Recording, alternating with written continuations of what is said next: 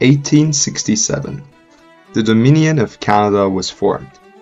It consisted of 4 provinces: Nova Scotia, New Brunswick, Quebec, and Ontario. Within 4 years, the land stretched from sea to sea, but it faced enormous challenges.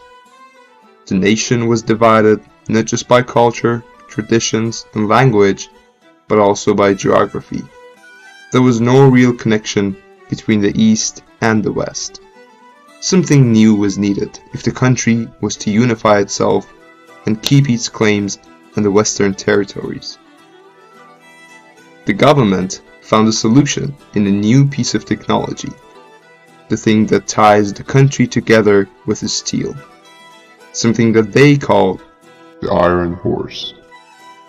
But that solution came with a cost.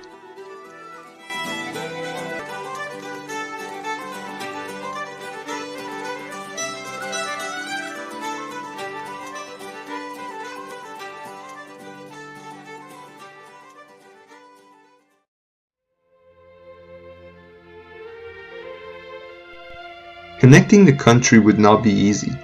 It wasn't just about laying tracks.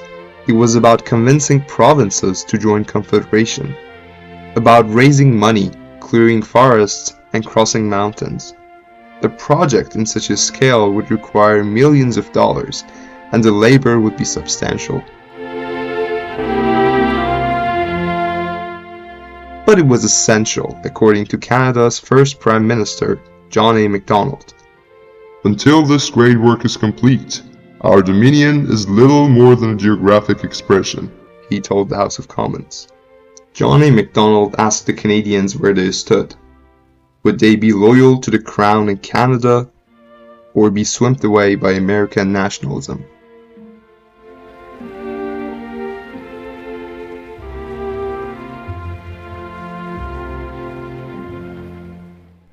(1871).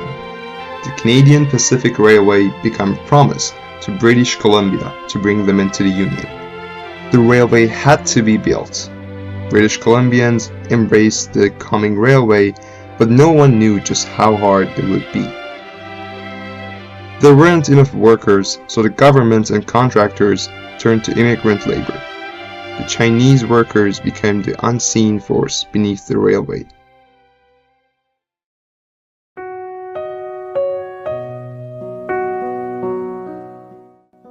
Over 17,000 Chinese workers came to Canada.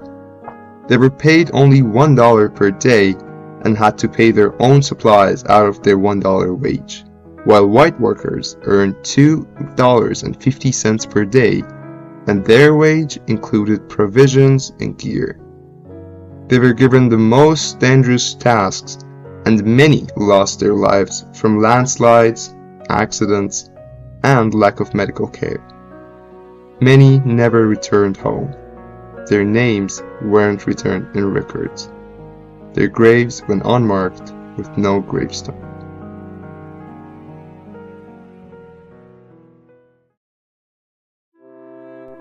In 1885, the last spike of the line was driven in Craigelachie, British Columbia, by Donald A. Smith. Canada was now connected from coast to coast.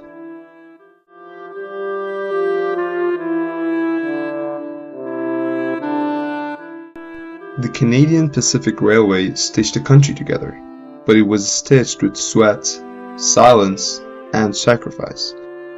The story of this railway is not just a story about steel rails and wooden ties. It's the story of people and the price they paid to build this nation.